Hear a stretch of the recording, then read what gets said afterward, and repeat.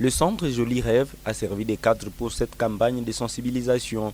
Différentes couches sociales de la ville ont été représentées.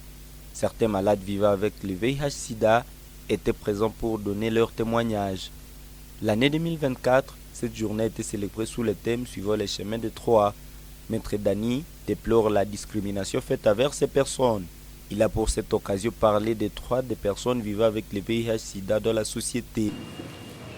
Na watu ambao wanaishi na virusi ya sida iko na madroa fulani fulani.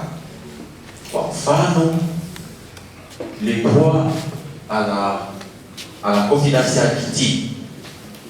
Munganga haezi tangaza resultat ya mtu. Tunasikilizana.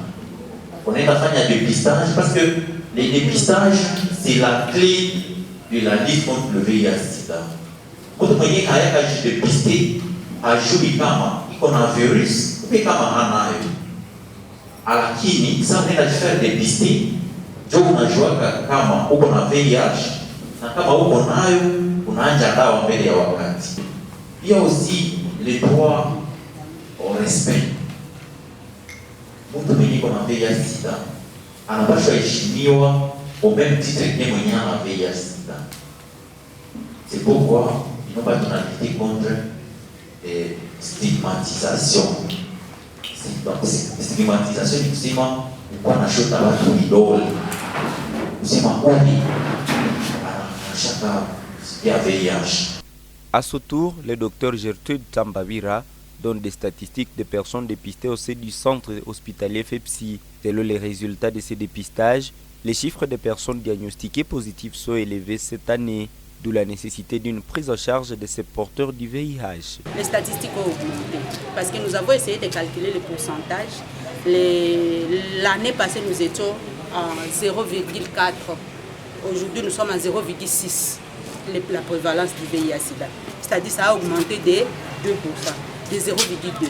On ne sait pas si c'est dû au déplacement massif, à l'insécurité, parce que la majorité déjà a commencé à comprendre, mais actuellement, la prévalence a augmenté de 0,2 cette année.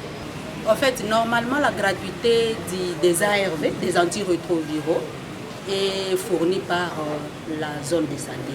C'est-à-dire qu'il y a un programme national de lutte contre le VIH qui nous fournit les antirétroviraux. C'est l'accompagnement de l'État que nous avons. En plus, l'État fournit des protocoles de prise en charge. C'est-à-dire, si quelque chose évolue, il nous réunit tous, il nous parle des nouveaux protocoles qui existent. Il dit, par rapport à ça, il faut prendre des PVV comme ça, comme ça, comme ça. C'est-à-dire, en plus des traitements ARV, il nous donne aussi des protocoles de prise en charge qui nous accompagnent dans la prise en charge des victimes, des personnes vivant avec le VIH. C'est-à-dire, ils ont aussi besoin de l'appui nutritionnel. Il ne suffit pas seulement de donner les médicaments, ils réclament l'appui nutritionnel. Ils ont besoin aussi de l'accompagnement psychosocial. Il y a aussi les gens qui ont des ruptures familiaux parce qu'il a le VIH et que sa femme n'en a pas.